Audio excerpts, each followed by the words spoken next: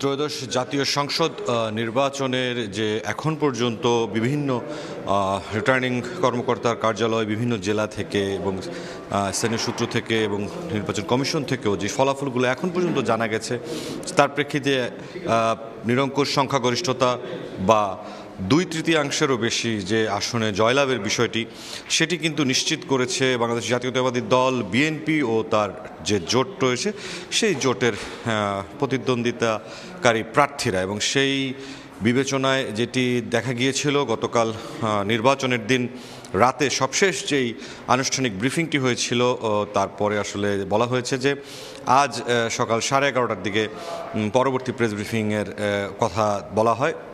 তার প্রেক্ষিতে যেটি দেখা গেছে যে অনিবার্য কারণবশতই মূলত বিএনপির নির্বাচন পরিচালনা কমিটির যে কার্যালয়টি রয়েছে গুলশানে সেখান থেকে বলা হয়েছে যে এই সংবাদ সম্মেলনটি 11:30টায় যেটি অনুষ্ঠিত হওয়ার কথা ছিল সেটি অনিবার্য কারণে স্থগিত করা হয়েছে এবং পরবর্তীতে যে ব্রিফিংটি সেটির ব্যাপারে তারা জানিয়ে দেবেন।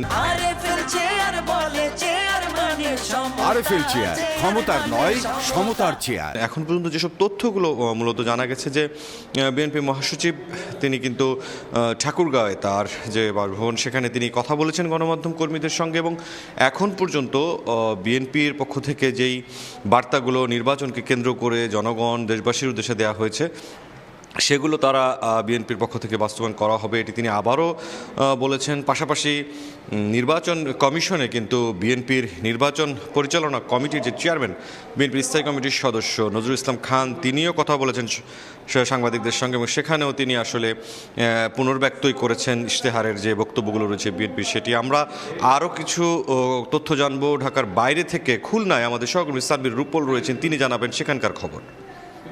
হয়নি, যদিও খুলনা 2 আসনের নজরুল ইসলাম মঞ্জু হেরে যাওয়ার পর বিএনপির প্রার্থী আমরা রিটার্নিং কর্মকর্তার কার্যালয়ে বেশ কিছুক্ষণ কর্মী সমর্থকদের মধ্যে এক ধরনের উত্তেজনা লক্ষ্য করেছিলাম, তবে সেটিও বেশি বিশৃঙ্খল অবস্থা তৈরি করেনি। অর্থাৎ একদম বেশ শান্তিপূর্ণভাবেই খুলনার 6টি আসনের নির্বাচন অনুষ্ঠিত হয়েছে। এর মধ্যে 4টিতে বিজয়ী হয়েছে বিএনপি এবং 2টিতে জামায়াতের প্রার্থীরা বিজয়ী হয়েছেন। তবে প্রত্যাশিত বেশ মধ্যে বিএনপি কখনো বিজয়ী হতে পারেনি, তবে এবার সেই খুলনা 1 আসনটি বিজয়ী হয়েছে বিএনপি প্রার্থী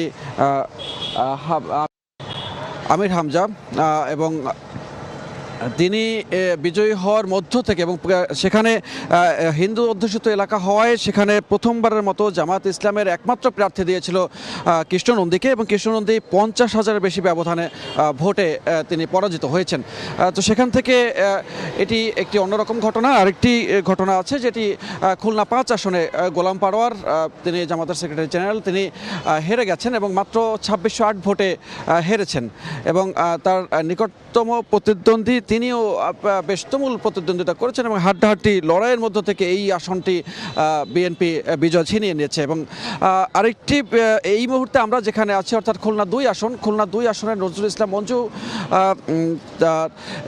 এখানকার তিনি হেভিওয়েট প্রার্থী এবং এখানকার হেভিওয়েট প্রার্থী হওয়ার ফলেও এখানে কখনোই বিএনপির পরাজয় ঘটেনি বা খুলনার এই সিটি কর্পোরেশন এলাকায় জামাতের আধিপত্য কখনো এরকম ছিল না। তবে এবার সেখান থেকেও একটি আসন বিএনপি পরাজিত হয়েছে এবং খুলনা 6 আসনে প্রার্থী একজন বিএনপির পরাজিত হয়েছে। তো সব কিছু মিলে খুলনার এই মুহূর্তের পরিস্থিতি যে কর্মী সমর্থকদের প্রার্থীরা বিজয় হয়েছেন তাদের মধ্যে একটা উল্লাস আছে এবং বাকিরা পরাজিত যারা হয়েছেন তাদের মধ্যে কিছুটা দুঃখ ভারাক্রান্ত অবস্থা আছে। তবে কিছুক্ষণ পরে জুমার নামাজের মসজিদে নামাজ পড়বেন প্রার্থীরা, যে মসজিদে নামাজ পড়বেন সেখানে তারা কুশল বিনিময় করবেন।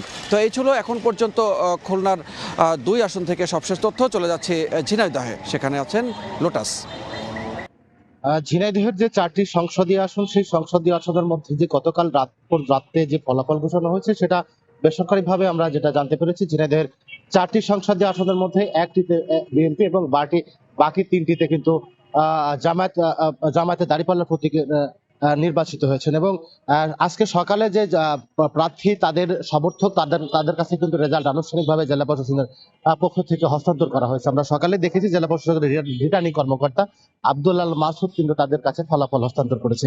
আমি যদি আসলে ফলাফলের বিষয়টা জানিয়ে রাখি যে ঝিনাইদহ 1 আসনে নির্বাচিত হয়েছেন যিনি অ্যাটর্নি জেনারেল ছিলেন সদ্য সাবেক বিএনপি মনোনীত প্রার্থী অ্যাডভোকেট আসাদুজ্জামান। তিনি আসলে পেয়েছেন 1,73,381 ভোট এবং তার যে নিকটতম প্রতিদ্বন্দ্বী জামায়াত মনোনীত দাঁড়িপাল্লা প্রতীকের প্রার্থী ছিলেন আবু সালেহ মোহাম্মদ মতিয়ার রহমান, তিনি পেয়েছেন 57,055 ভোট।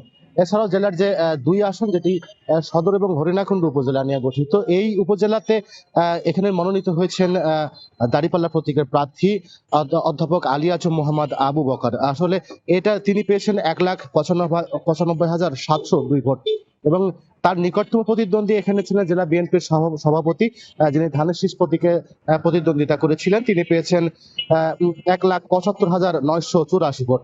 এছাড়াও ঝিনাইদহ 3 আসন, যেটা ঝিনাইদহর এটা মহেশপুর এবং কোটচাঁদপুর উপজেলা নিয়ে গঠিত ঝিনাইদহ 3 আসন, সেখানে মনোনীত হয়েছেন প্রার্থী নির্বাচিত হয়েছেন দাঁড়িপাল্লা প্রতীকের প্রার্থী মতিয়ার রহমান। তিনি পেয়েছেন 1,75,857 ভোট এবং তার নিকটতম প্রতিদ্বন্দ্বী পেয়েছেন ধানের শীষ প্রতীকের মেহেদী হাসান, তিনি পেয়েছেন 1,49,821 ভোট রয়েছেন। এবং ঝিনাইদহ যে আরেকটি যে ঝিনাইদহ 4 আসন, সেখানে আসলে ত্রিমুখী লড়াই হয়েছে এবং সেখানেও মনোনীত হয়েছেন দাঁড়িপাল্লা প্রতীকের প্রার্থী আবু তালেব, তিনি পেয়েছেন 1,05,999 ভোট এবং তার নিকটতম প্রতিদ্বন্দ্বী যিনি বিদ্রোহী প্রার্থী ধানের শীষের যিনি মনোনয়ন প্রত্যাশী ছিলেন, পরে স্বতন্ত্র প্রার্থী হয়েছেন, তিনি পেয়েছেন 77,104 ভোট এবং তৃতীয় হয়েছেন ধানের শীষের প্রার্থী রাশেদ খান। তো আসলে নির্বাচনের ফল ঘোষণার পর থেকে ঝিনাইদহর সদর এবং কালীগঞ্জে একটি বিচ্ছিন্ন ঘটনা ঘটছে, কয়েকজন সংঘর্ষে আহত হয়েছে। তাছাড়াও জেলার সব মিলিয়ে এখন পরিস্থিতি শান্ত এবং স্বাভাবিক রয়েছে।